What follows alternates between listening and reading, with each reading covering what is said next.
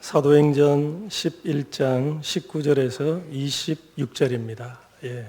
우리 주보에 오타가 있었습니다. 수정합니다. 사도행전 11장 19절로 26절의 말씀입니다. 하나님의 말씀입니다.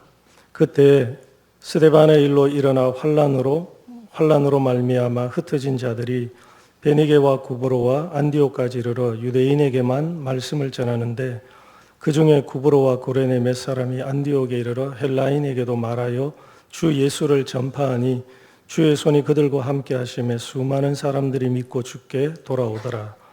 예루살렘 교회가 이 사람들의 소문을 듣고 바나바를 안디옥까지 보내니 그가 이르러 하나님의 은혜를 보고 기뻐하여 모든 사람에게 굳건한 마음으로 주와 함께 머물러 있으라 권하니 바나바는 착한 사람이요 성령과 믿음이 충만한 사람이라.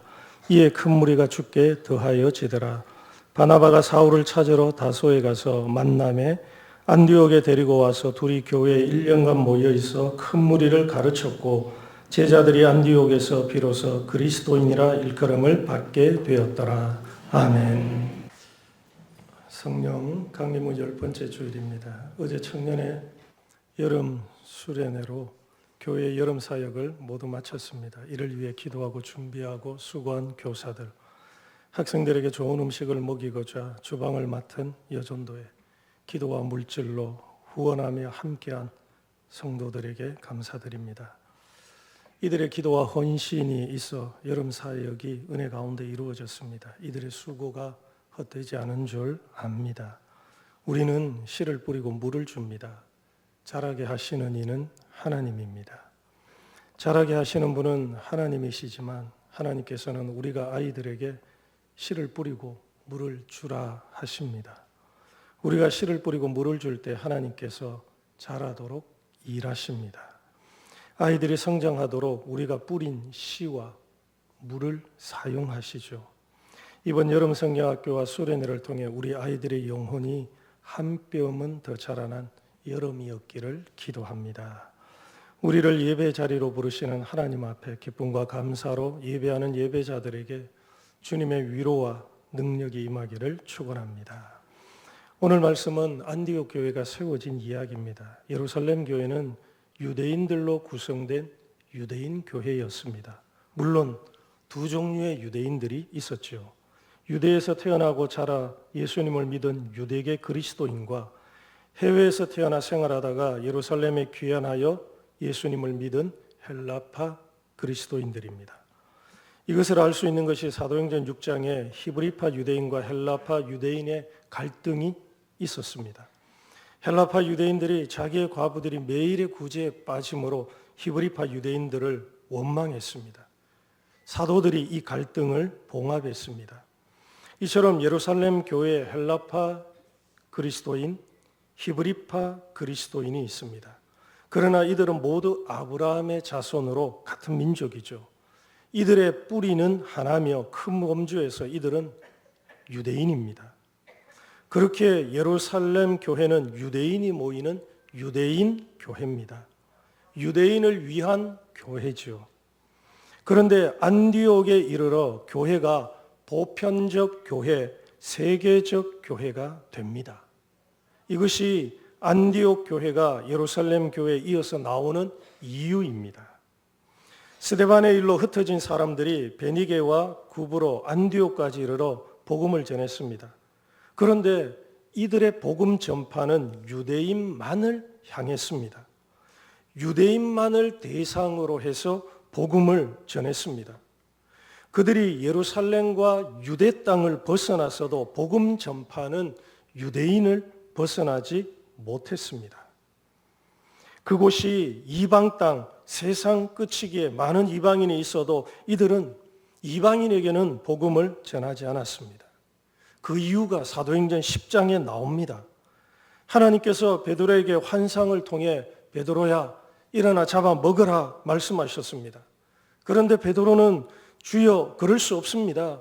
석대거나 깨끗하지 않은 것을 내가 결코 먹은 일이 없습니다. 강하게 거부하죠. 이 말은 베드로의 말만이 아니라 유대 그리스도인들의 공통된 마음이요 말입니다. 따라서 예수께서 사도행전 1장에서 예루살렘과 온 유대와 사마리아와 땅끝까지 이르러 내 증인이 될 것이다 하셨는데 유대 그리스도인은 이 말씀을 어떻게 해석했을까요? 이들은 예루살렘과 유대 땅에 있는 유대인들, 사마리아 땅에 사는 유대인들, 땅끝에서 살고 있는 유대인들에게 복음을 전하라는 것으로 해석한 겁니다. 그래서 예루살렘 교회와 성도는 복음을 전해야 할 대상으로 이방인을 염두에 두지 않았습니다. 만약 예루살렘 교회가 유대인만이 아니라 이방인도 선교의 대상이고 이방인도 구원받아야 된다. 그래서 사도들이 이방인들에게도 복음을 전해야 한다고 가르쳤다면 환난을 피하여 흩어진 자들이 유대인에게만 복음을 전하지는 않았겠죠.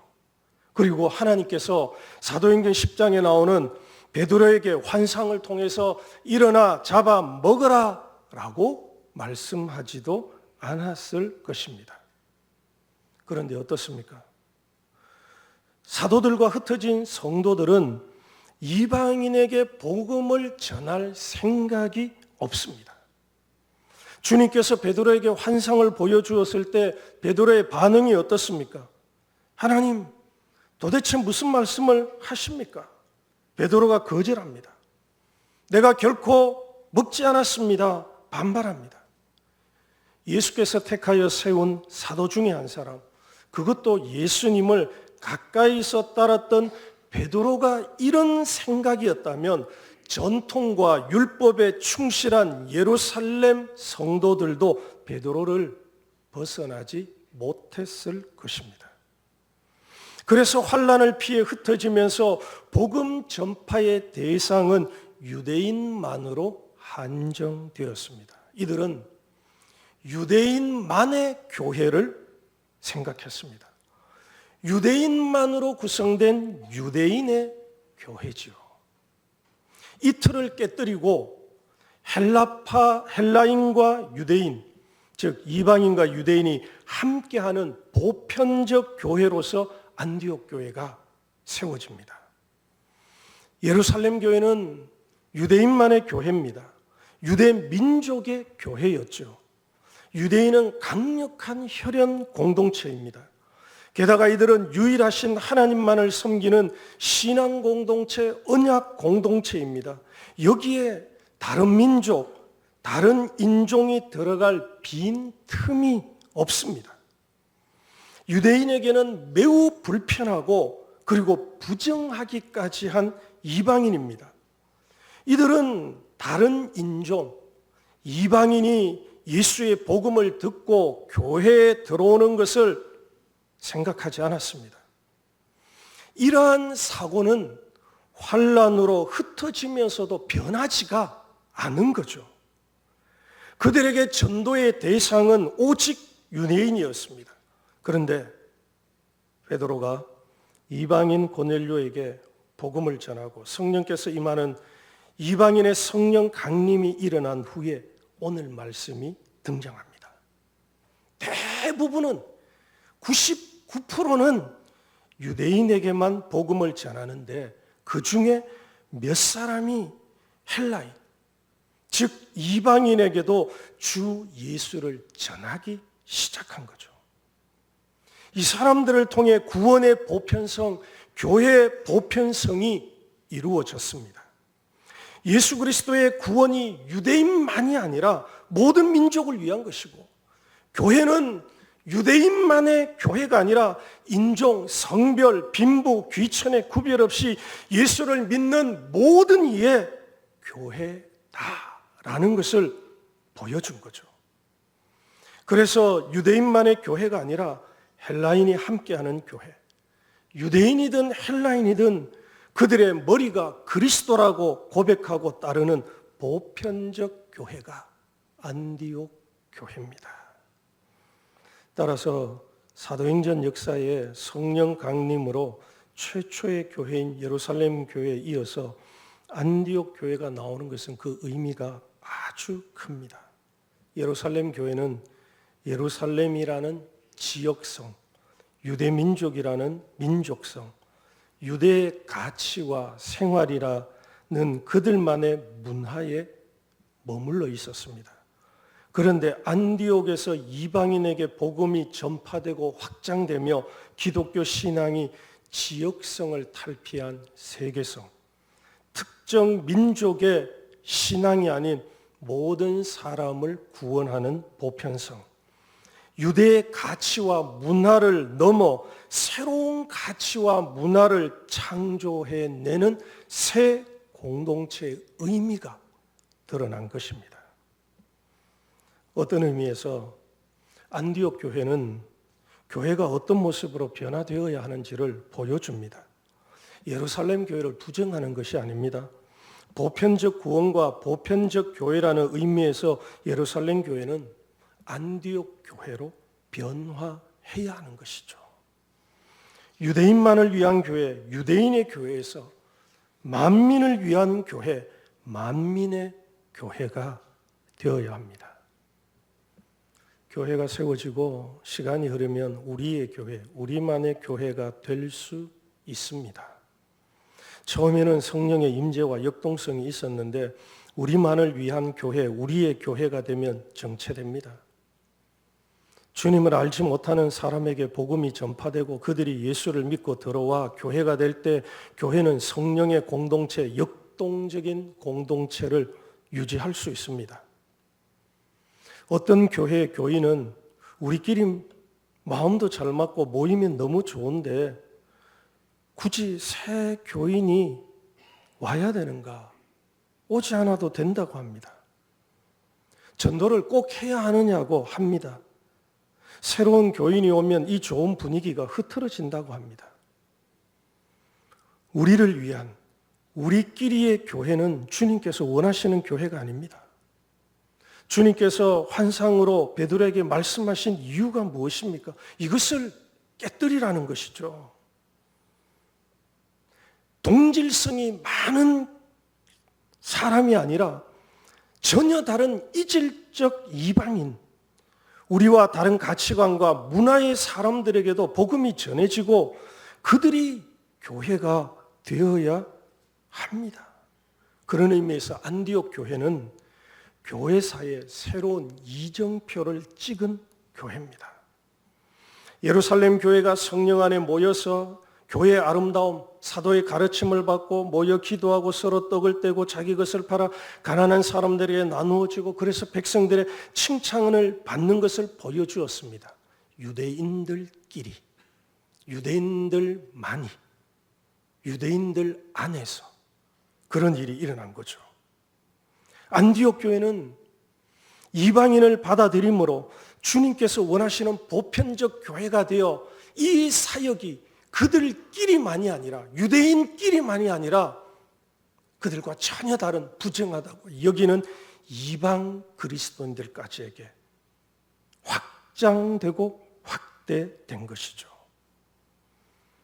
이것이 주님께서 원하시는 보편적 교회입니다. 이방인들도 구원받고 새로운 공동체인 교회의 일원이 되고 어떤 세속적인 이유로 무시되거나 차별되지 않는 거죠. 그래서 믿는 이방인도 함께하는 교회, 이방인도 방관자, 구경자가 아니라 성령의 역사와 은혜로 교회의 역동적인 주체가 되는 교회가 안디옥 교회였습니다. 이 안디옥 교회가 그리스도인이라 불리게 됩니다. 그것이 26절입니다. 우리 26절을 같이 봉독하겠습니다. 시작. 만남에 안디옥에 데리고 와서 큰 무리를 가르쳤고 제자들이 안디옥에서 비로소 그리스도인이라 일컬음을 받게 되었더라. 아멘. 우리가 너무 잘 아는 이야기입니다. 오늘날 예수 믿는 사람들이 그리스도인이라 불리게 된 것은 안디옥 교회 때문입니다. 안디옥 교회가 유대인과 이방인이 함께하는 교회입니다. 그런데 안디옥 사람들이 이들을 너는 이방인, 저 사람은 유대인 이렇게 구분하지 않고 다 그리스도인으로 불렀습니다.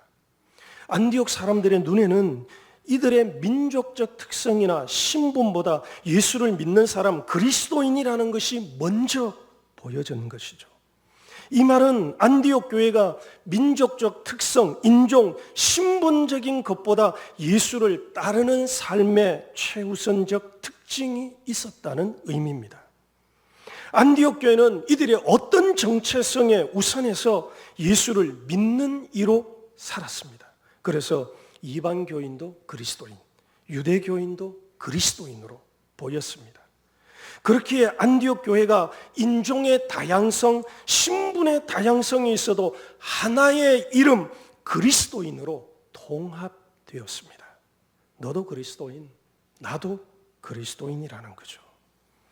너는 이방인, 나는 유대인이 아니라 예수 안에서 너도 그리스도인이고 나도 그리스도인으로 똑같이 불리어지는 거죠.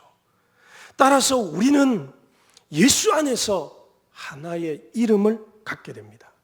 하나의 이름으로 불리워집니다. 그 이름이 그리스도인입니다. 바울 사도가 갈라디아서 3장에서 너희가 다 믿음으로 말미암아 그리스도 예수 안에서 하나님의 아들이 되었으니 누구든지 그리스도와 합하기 위하여 세례를 받은 자는 그리스도로 옷 입었느니라. 너희는 유대인이나 헬라인이나 종이나 자유인이나 남자나 여자나 다 그리스도 예수 안에서 하나이니라 선포합니다. 바울은 예수 안에서 하나라고 합니다. 그리스도 안에서 내가 유대인이냐 헬라인이냐 종이냐 자유자냐 이런 것으로 예수를 믿으면서도 시시비비를 가지고 그것을 가지고 자기의 우월성을 나타내는 생각이나 시도는 반교회적이고 반그리스도적입니다. 오히려 유대인이냐 헬라인이냐 남자나 여자냐라는 구분이 예수 안에서 무의미해지고 그리스도인이라는 이름만이 우리를 나타내는 신분이 되고 우리의 자랑이 되어야 합니다.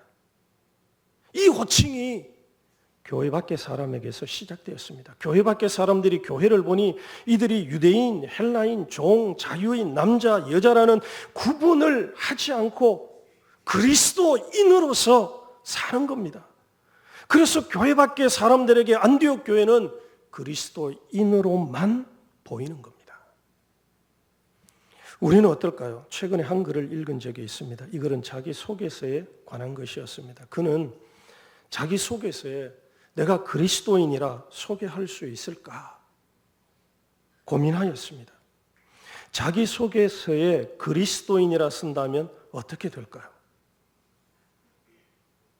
취업할 때 이력서, 자기소개서에 그리스도인이라고 쓸 수 있을까요? 그런데 생각해 보십시오. 내가 예수를 믿고 거듭나서 그리스도인이 되어 사는 이 삶을 뺀다면 나는 누군가요? 예수를 만나 죄의 용서를 받고 새로운 인생을 사는데 이 인생에서 내가 예수의 사람이라는 것을 제외한다면 나는 나를 어떻게 소개할 수 있나요? 어디서 무엇을 하든 내 삶은 예수께 속하였다고, 그리고 나는 그분께서 하신 말씀으로 산다고 말할 수 있을까요?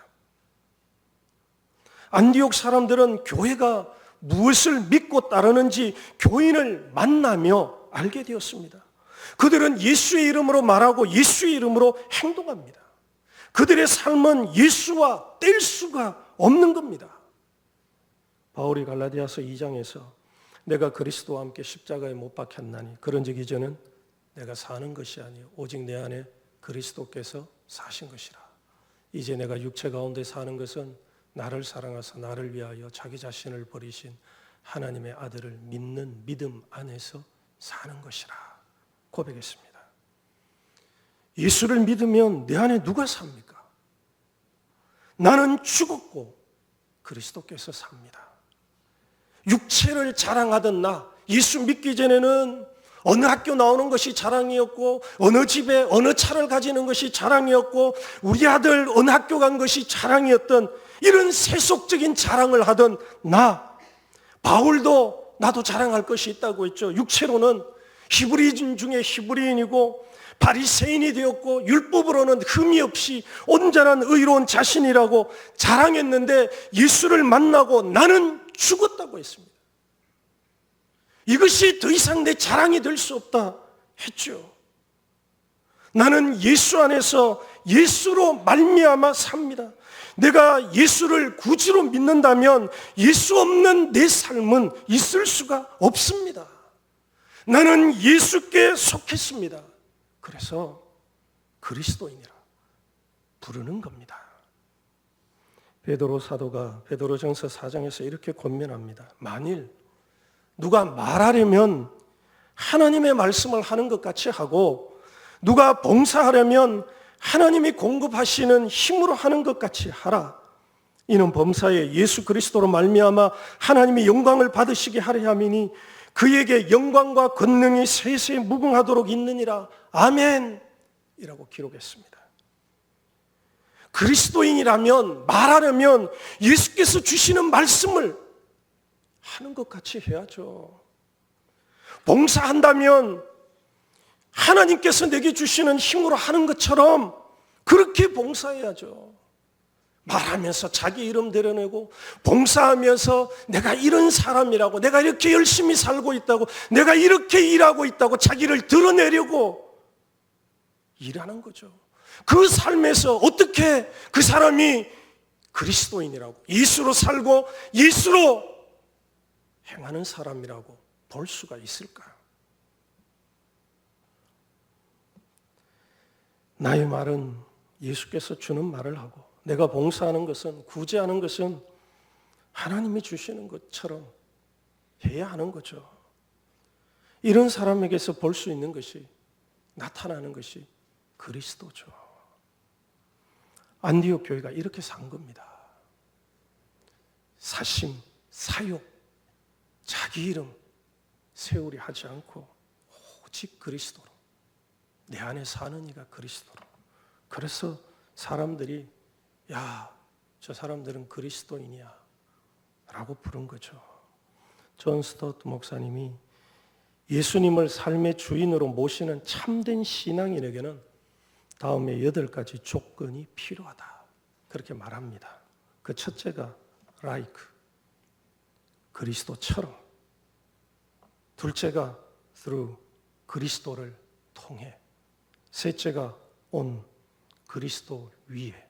넷째가 in, 그리스도 안에. 다섯째가 under, 그리스도 아래. 여섯째가 with, 그리스도와 함께. 일곱 번째가 unto, 그리스도를 향해. 아홉 번째가, 여덟 번째가 for, 그리스도를 위해입니다. 전후좌우, 아니나 밖이나, 위나 아래나 그리스도로 사는 거죠. 그래서 안디옥 사람들이 교회를 그리스도인이라 불렀습니다.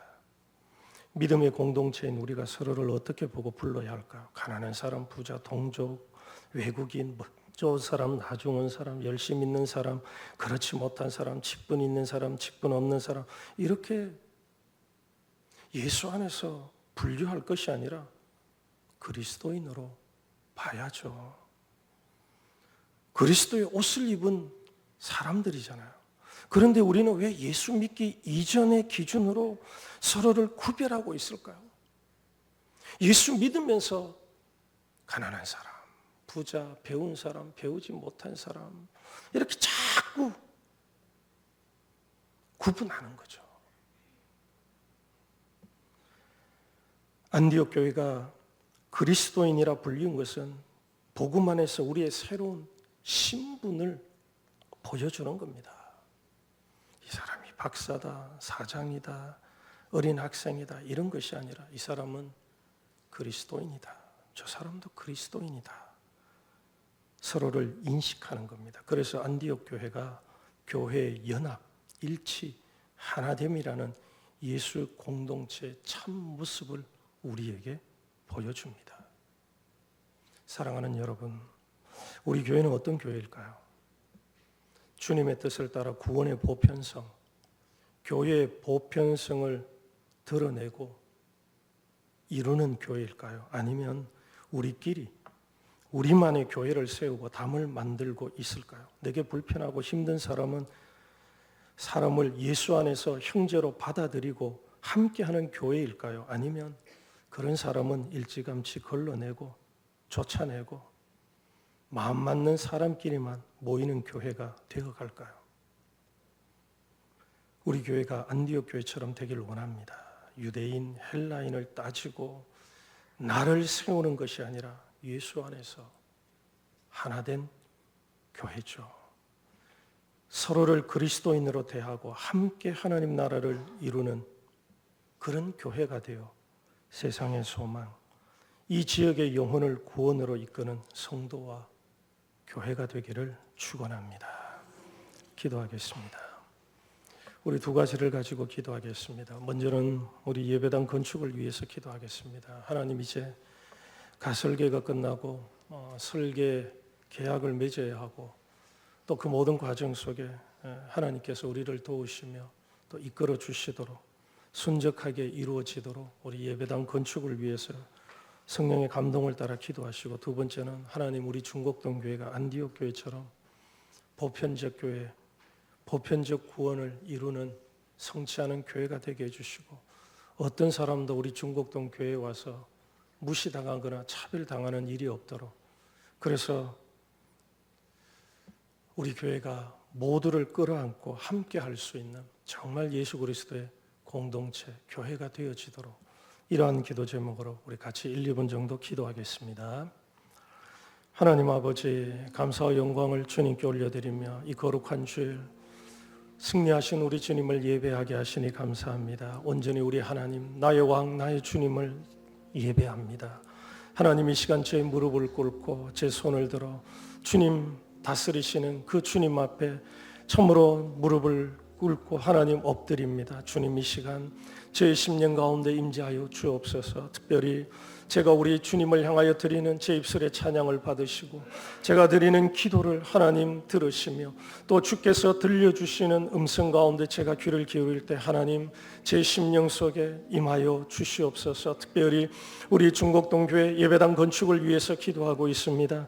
여기까지 인도하심을 감사합니다. 이제 하나님 설계를 앞두고 있습니다. 이 일을 위하여서 하나님 참으로 적합한 죄를 저희들에게 허락하여 주시고 또 아버지 참으로 아름다운 관계로서 이 모든 일들이 이루어질 수 있도록 성령님 도와주십시오. 이 모든 일 가운데 함께 하시며 주의 은혜의 손길이 우리를 도와주시기를 원합니다. 특별히 하나님, 우리가 예배당을 건축해 나갈 때 외부로부터 마귀의 공격과 내부로 하나님에서 일어나는 여러 가지 많은 일들 속에 우리가 하나님을 지켜나가게 도와주시고 뜻을 모으고 한 마음이 되어서 하나님 이 일을 향하여서 우리가 앞서 나갈 수 있도록 함께 할 수 있도록 주님 도와주시옵소서. 특별히 하나님, 오늘 말씀을 따라 기도합니다. 우리 중곡동 교회가 아버지 모든 사람, 예수 그리스도와 같이 모든 사람을 우리가 함께하고 품는 교회가 되어지게 인도해 주시옵소서. 하나님, 예수님의 이름으로 기도합니다. 아멘.